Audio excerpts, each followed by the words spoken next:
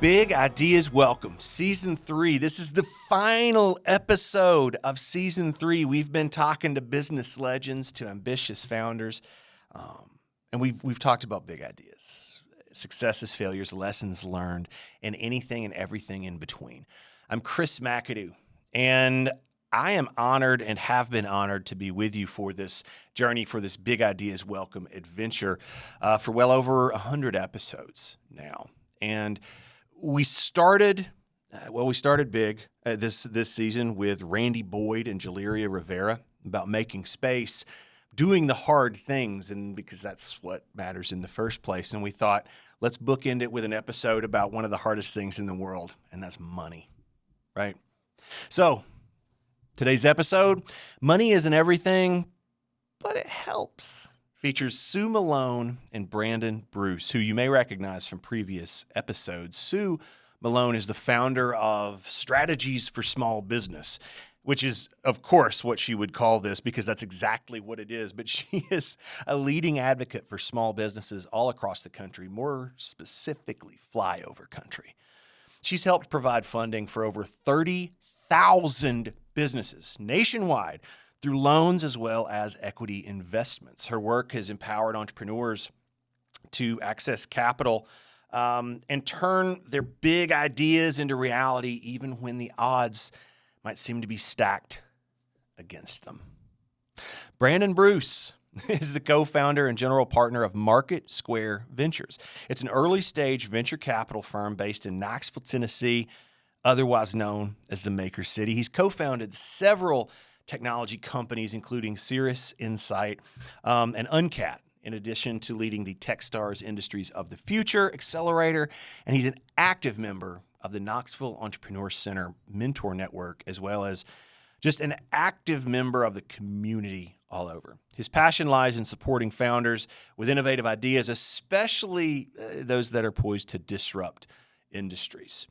He also fought a bear with a bicycle. You'll just have to ask him about that one.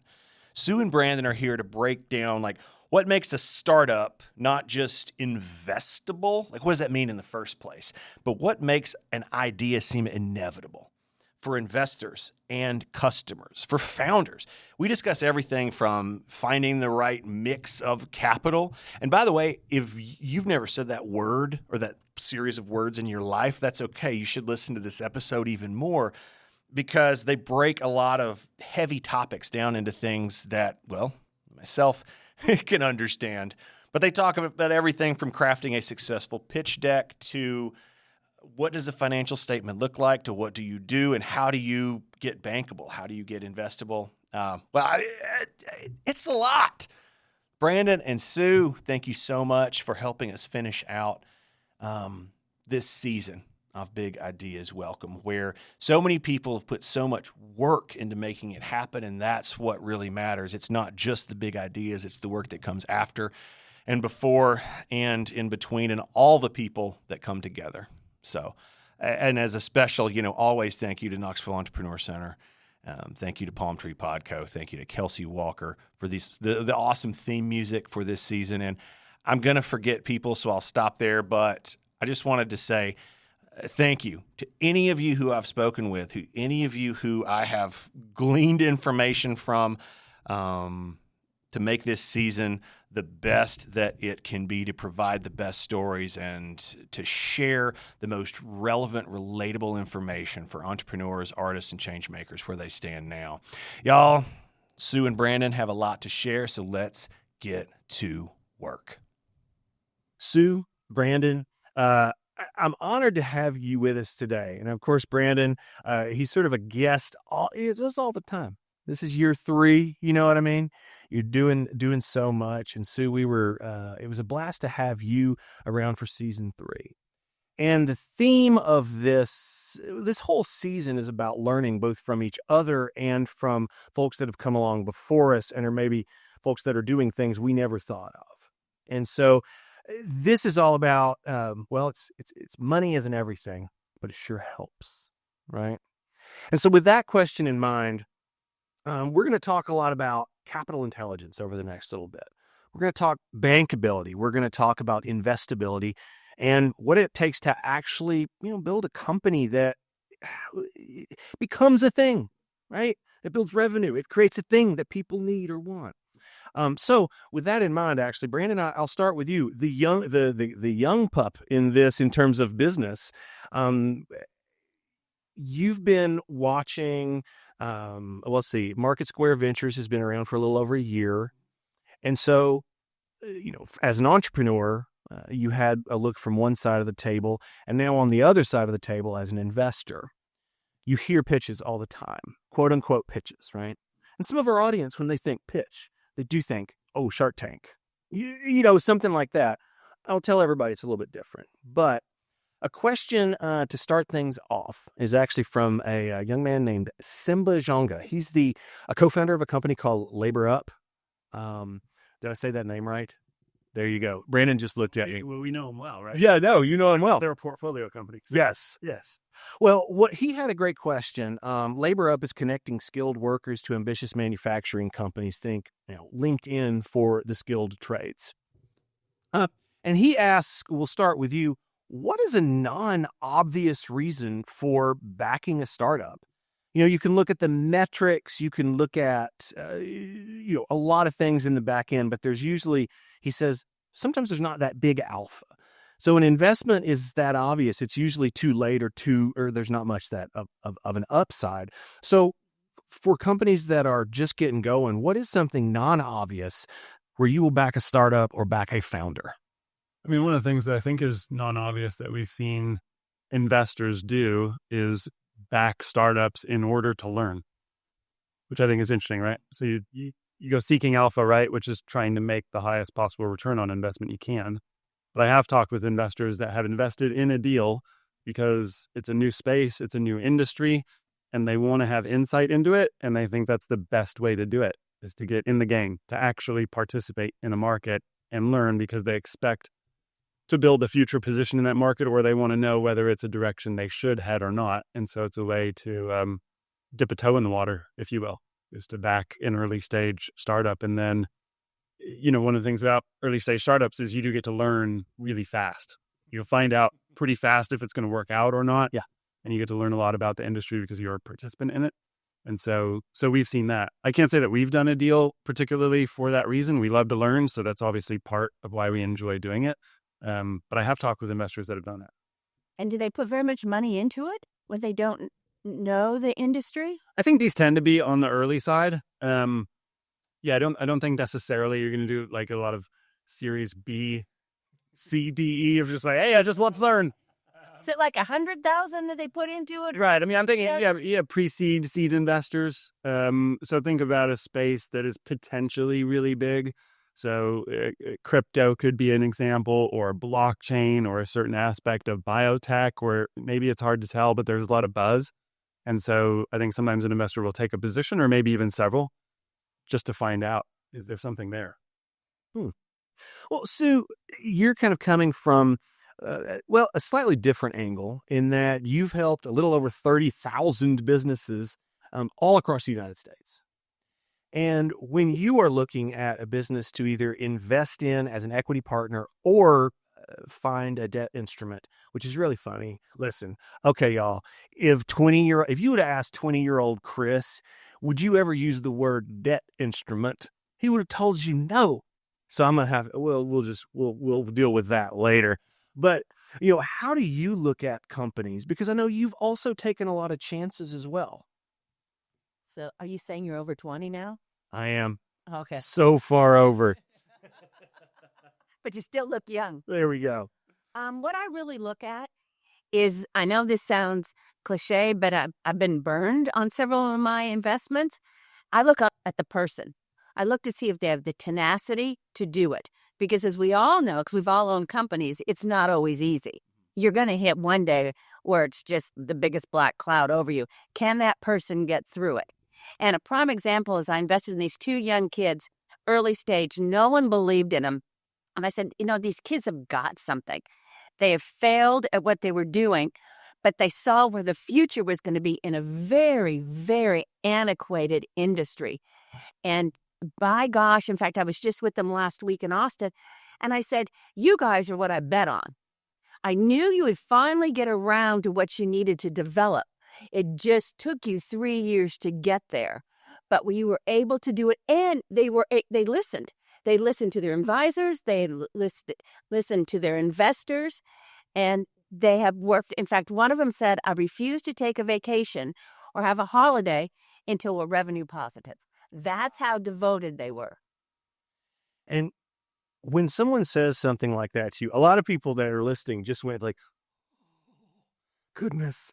I mean, but talk a little bit about, there's a thing, I think I've maybe said it on this podcast, for any of you out there that have ever made payroll, right? That have ever done the 3 a.m. on Thursday, like which check is going to clear versus which check is going to deposit, anybody that's had that, we all share this feeling of, what should I be doing now? What should I be doing next? How have you found for those resilient entrepreneurs to find that balance where a guest on, maybe it was last year's season, Leslie Beal, she talked about how Profusion Strategies, and she talked about how life-work balance, she actually rejected that.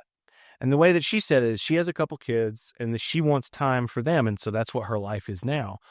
Life works, instead of balanced, it works in seasons. So how do you manage those expectations around those 80-hour work weeks versus like, hey, now it's time to focus on the next phase? Or how does someone know to watch out for getting burnt out, right? Like on the idea, on the market they're trying to serve, or on the team that they're with? Well, my life balance when I was building one of my companies, probably the most successful one I had, I took my children with me. My children were on boxes at the coffee machine making coffees. My middle son was running the computer. And then what was so interesting is when we did a partnership with Sam's Club, we were getting thousands and thousands of calls. Some of the people were calling in for us to loan to them were asking for my son. And my son was 13 years old, but he had just gone through puberty, so his voice was strong. So my life balance with my children was they were always involved with us in what we did. So they could see what it was like to build a company. Now, do any of them own their own companies? No, they all work for somebody. So I don't know if that was a good thing or a bad thing, but I at least had my children with me. Oh, a great experience, right? I mean, in that respect, and you hear the story pretty frequently, like a lot of businesses are family businesses, right? Family's involved when you're all in a new venture. And so, yeah, there are a number of people that come up to me at conferences when I've gone the last couple of years, and I'll ask for my daughter or my son because they both run the booth at these conferences and they really want to catch up with them, right? Let's see how school's going and see how their pitch has evolved and so forth, but they crush it at conferences. They have a great time. It's super helpful to me. It helps grow the company. And yeah, it's a great learning experience for me, but I think also for them, and we have fun together.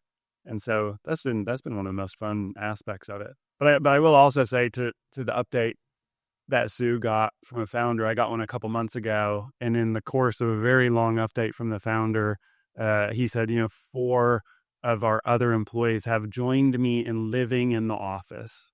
Right. So that's taking it pretty far on that pendulum swing that you're talking about in terms of balance or seasons.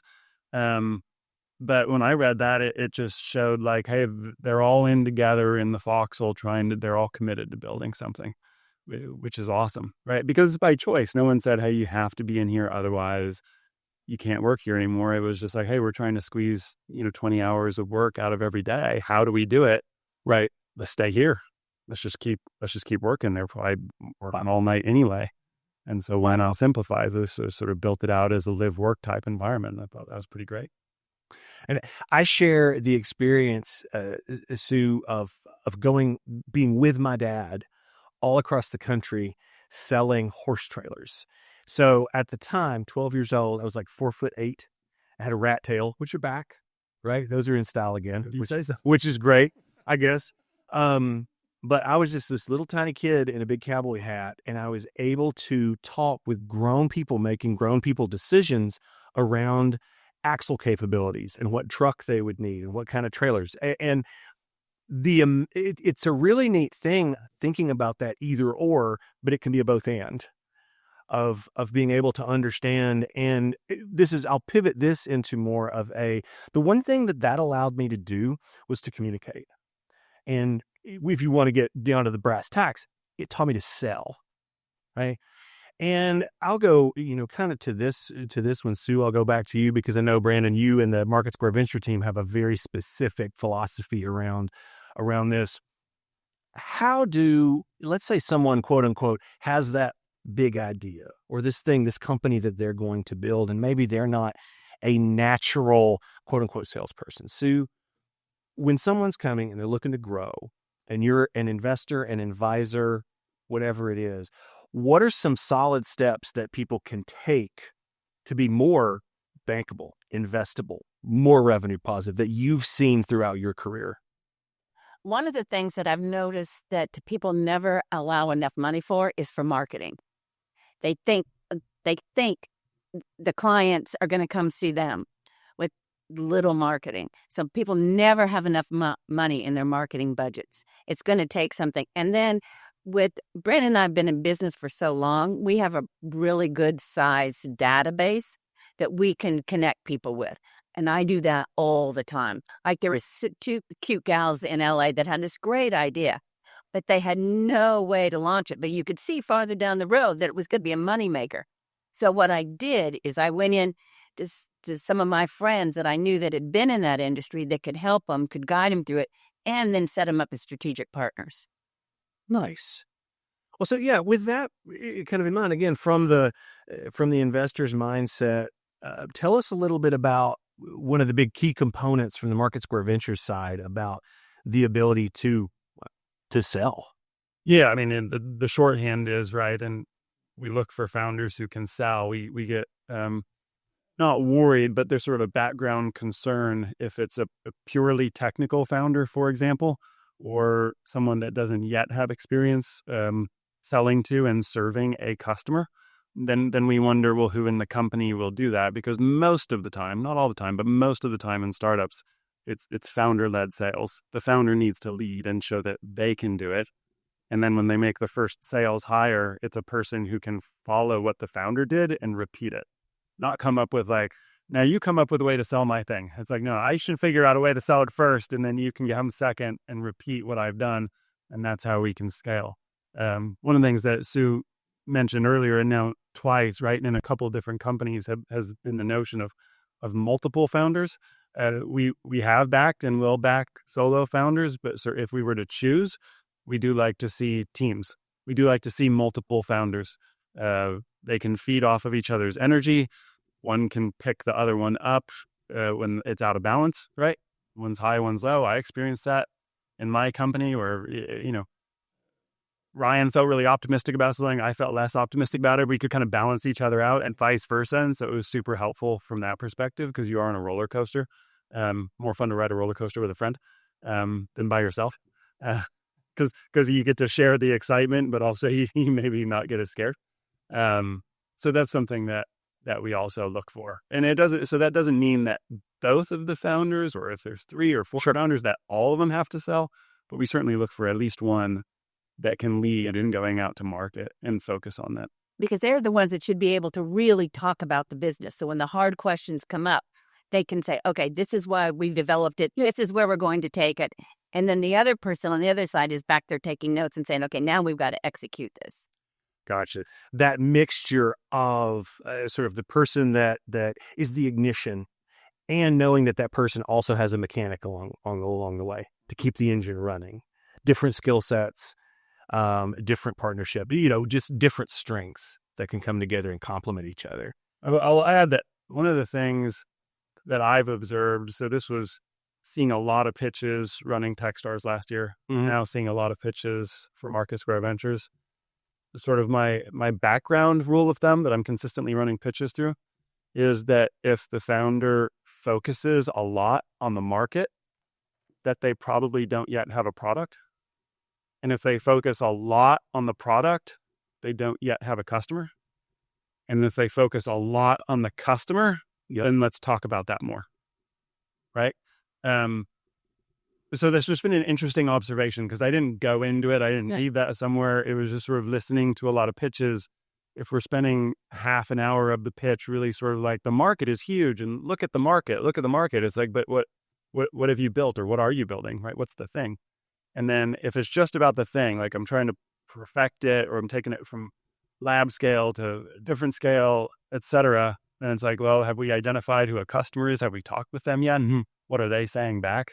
And if we have a customer, we have some of that discovery happening, then I think that it gets you just even more interesting, at least for the type of investor that we are and would like to be.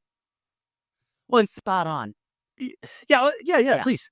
No, he's absolutely spot on, because one of the funds that I'm involved in, you've got to have at least beta testing done. You've got to at least show that there's someone in the marketplace that's going to buy it. Even if the first one came out and it wasn't any good, get in there and refine it. Get out there and talk to the people that may or may not want to use it. Is this the thing? I've actually been like, that's one of the things that's been one of the most interesting things over my career is watching that when someone falls in love with the thing, and like people are going to love this thing. And one of the hardest pieces of feedback that you can give somebody is, I don't know, maybe, right? Because like, yeah, I mean, they may, but also that may not. Or the reason that they may, the reason that you think something is going to work, it will be the complete opposite once it hits the market, right? So, Sue, I do want to, because you have a sort of a vast investment experience of both Main Street, what I'd call Main Street and Wall Street businesses, is what are the things that you have found to be, sort of core differences with how those founders approach their businesses, right? Meaning if I'm developing a next level technology that's knowing, this is going to be awesome, we're going to serve millions of people, versus someone that opens a small business, right? With 28, I think that your figure is like around 28 million small businesses across the United States alone. So many of those employ 5 people or under, and they work down the street from you, right? What are some of the things that you have found to be, both different from those groups as well as things that overlap where maybe they could learn from each other? Well, a lot because I do really early stage startups on both sides, both debt and the equity side of it.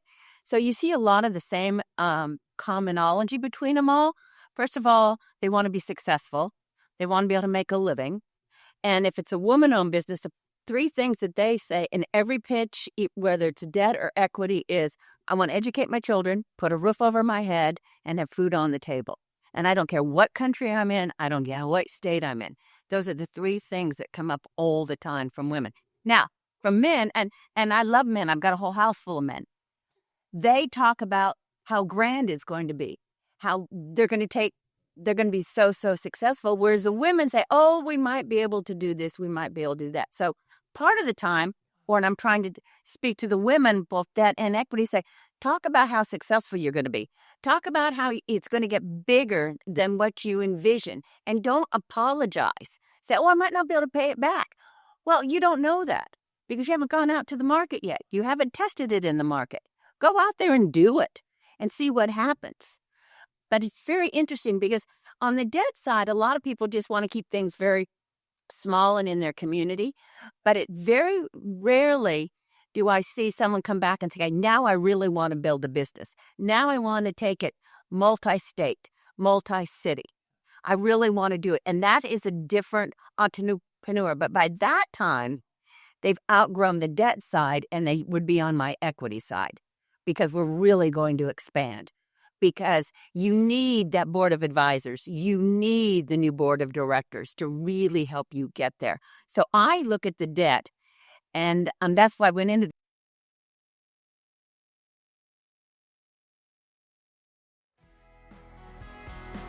Hi everyone, I'm Kelsey Walker. I'm the Communications Director for the Knoxville Entrepreneur Center. Since 2013, KAC has been the center of gravity without being the center of attention in our entrepreneurial ecosystem, helping build a collaborative and supportive environment where entrepreneurs of all kinds can thrive. We believe in changing lives through entrepreneurship, and we want you to be a part of that adventure.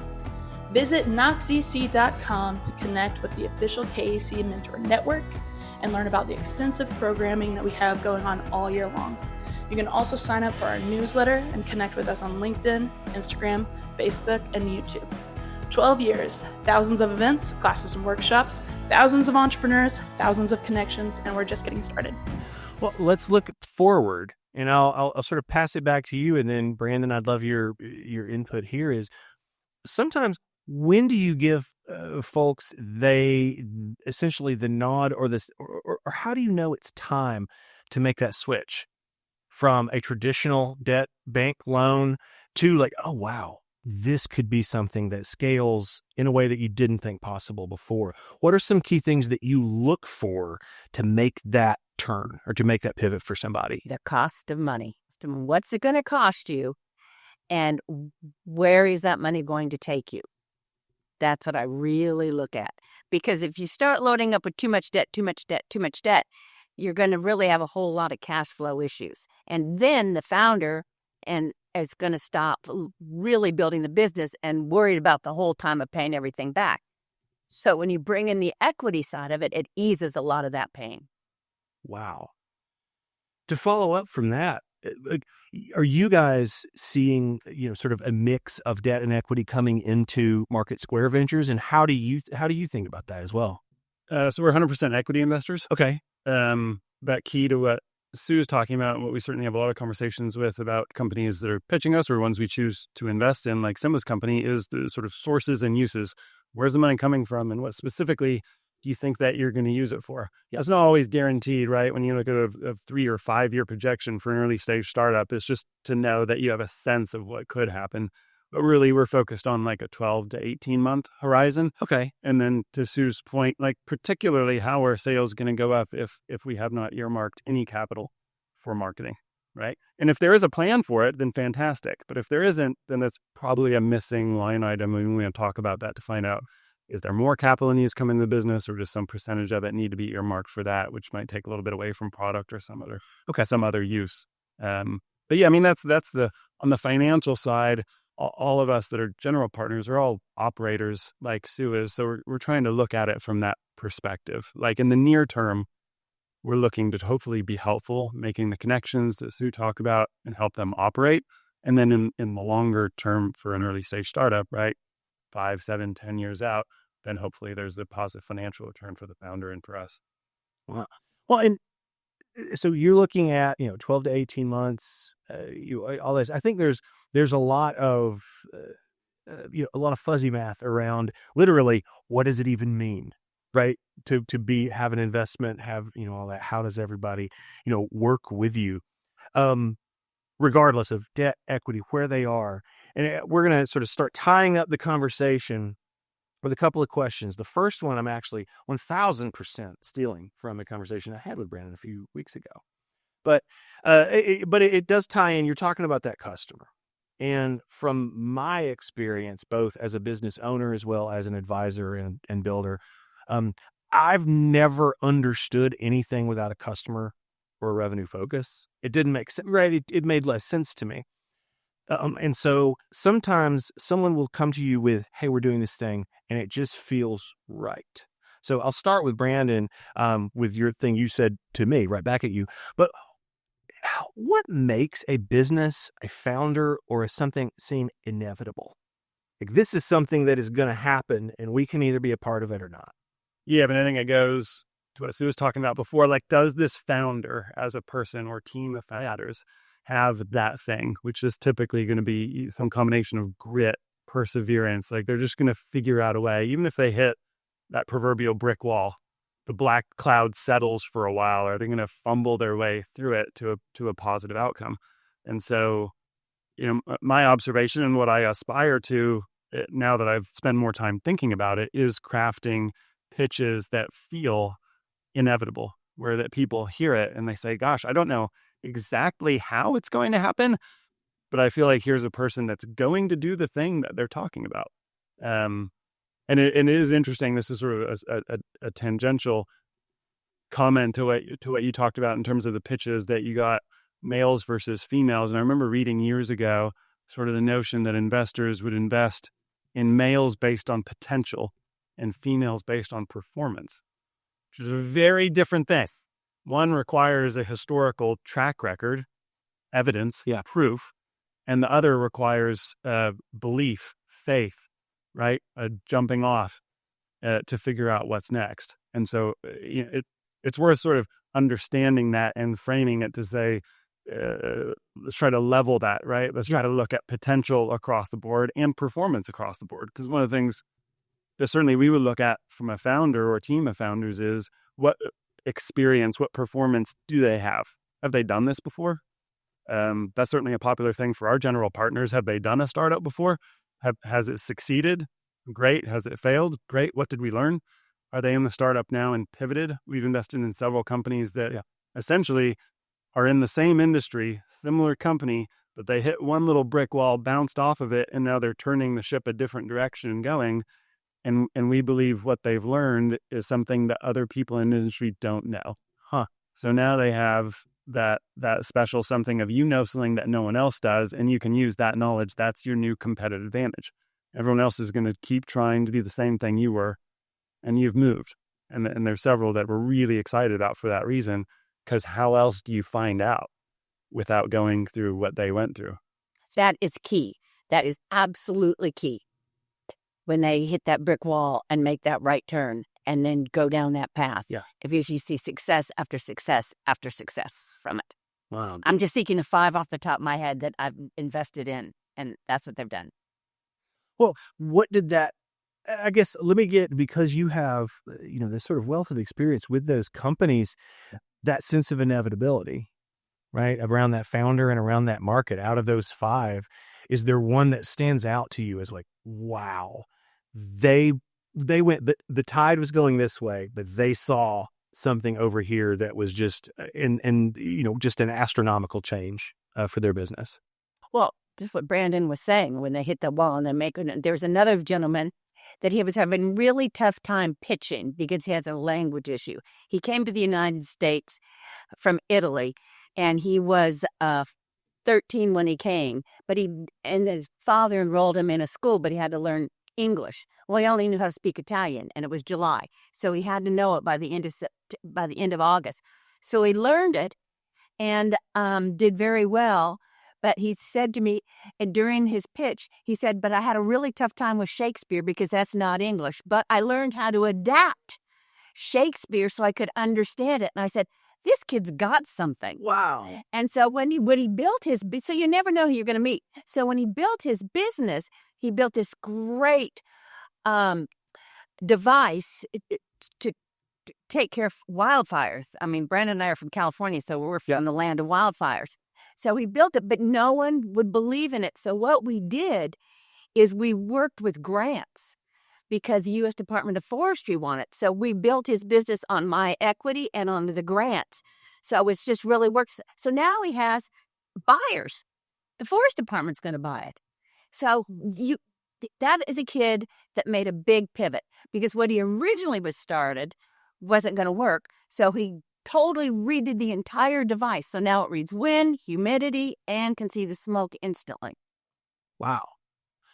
And I got to add, like, the thing I like about using the word like inevitability vis-a-vis early stage startups is just the cognitive dissonance. Like, none of it's inevitable, but it's that feeling you get that they're going to make it somehow. We don't know how, because it's going to be really hard. And are all of them going to make it that we think are inevitable? Absolutely not, right? Statistically, we know that that's likely not true. But when it feels inevitable, then it's like, okay, let's go and do this, because we know it's still going to be hard, right? So it's like, let's make it at least feel inevitable so that it's got a chance. Versus if we look at it and we're like, oh, there's just so many different struggles here, there's only more coming. Well, it's the difference between thinking about what's in tech circles or in a lot of things is that we think about as the MVP or the minimum viable product, and changing that worldview or your particular way of approaching it and thinking about the minimum inevitable product. Ooh, I like that. Like, what Let's does explain that. What does it just got coins, buddy? But there is something to that. There's all of the obviously the diligence that goes into what makes a business, but in the end, there's just that something that says, oh, okay. Well, and Sue and I have been in Startup Day for several years here in Knoxville, and one of the questions that she'll consistently ask founders and which I think is really important because it's gotten more focus over the last several years, is it's not just about a minimum viable product, meaning I've made something and you think it's good enough and you're a customer. Now I've got one. What in tandem, you have a distribution plan. What's the plan for getting this out? We should talk about marketing before, and that's one vehicle to do it. But it's like, what is the plan to get the thing out? It's not enough to be minimally viable. You also have to have this corresponding method of distribution. Andrew Chen writes a lot about that. So for folks listening, I think he's a fantastic commentator. Has written several books, including The Cold Start Problem. He's a partner in Andreessen on the West Coast. Worked at Uber and Dropbox and built a lot of growth and scaling teams. So I think what he has to say about marketplaces and this notion of distribution has been really helpful in sort of my thinking and framing these things. Wow. Well, and we'll sort of wrap up our conversation here. And the way that we do this is in any pitch, in any sales process, people remember one thing, right? They remember one thing. If you're lucky, it's 2. 3, then you're just hitting it out of the park. But the one thing I think has always been something that's guided me. So I am going to ask it from 2 perspectives, though. And I'll ask each of you, what is the one thing, if they listened to this conversation, or just something that you would want someone to know? And I'll ask it from 2 perspectives. One, let's say someone is a business, obviously an entrepreneur, a majority of this audience.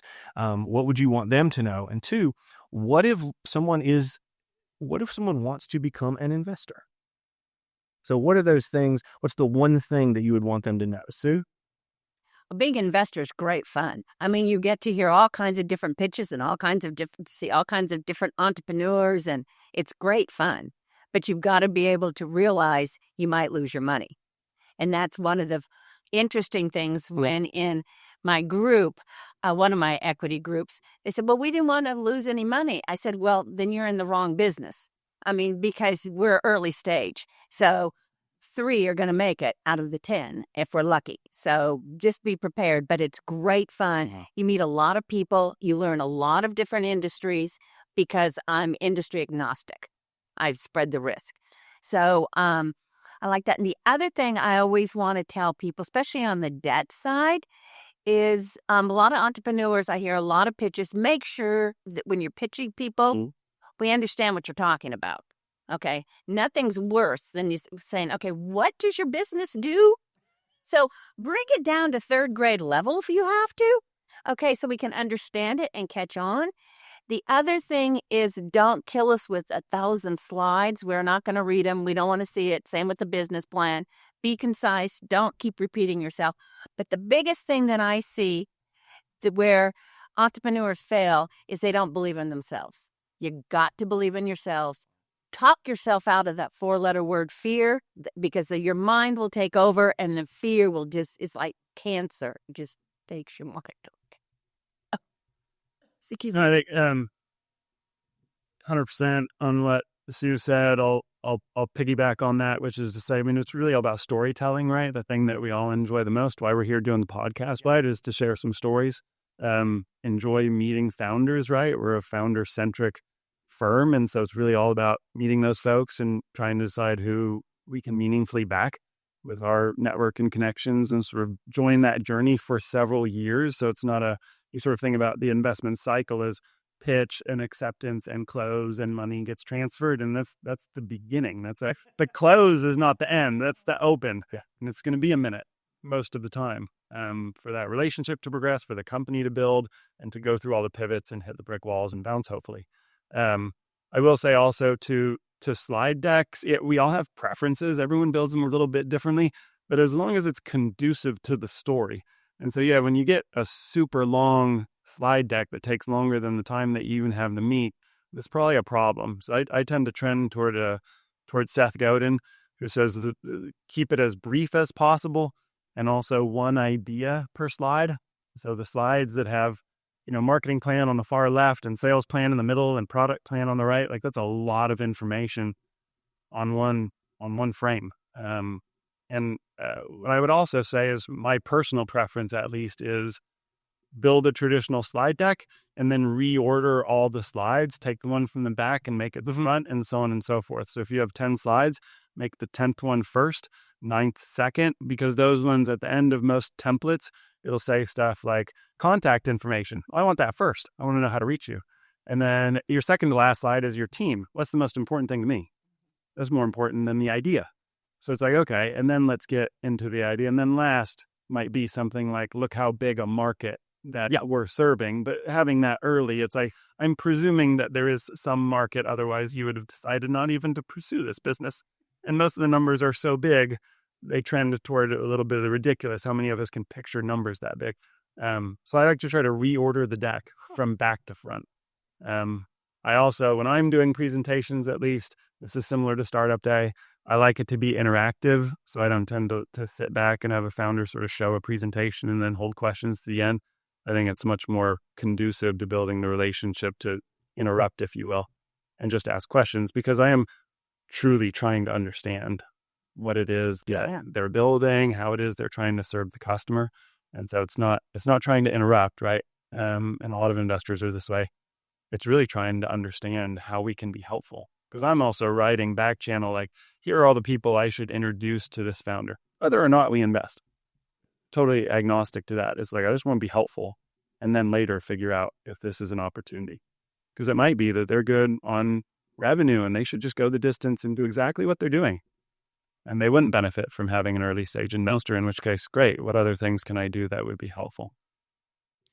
Well, and Sue, Brandon, I really appreciate your time this morning. And I hope if you're listening, you not only took some of the philosophical underpinnings of how they approach this, but also some very key, like, oh, no, you can go do that this afternoon, right?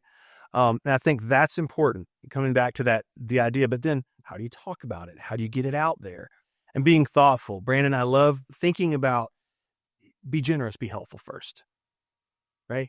And that goes to everybody that's listening, to the founders. Like, who is working alongside you? Who are you working for? Who is your customer? Be generous, be helpful. It makes me think of it while we're making recommendations. I think about Eric Ries, author of The Lean Startup, currently has the Long-Term Stock Exchange and is focused on companies that engage in building human flourishing, right? What improves X, Y, or Z? What improves a lot? What improves lives? And then, Sue, a very important thing. I just loved your insistence on clarity.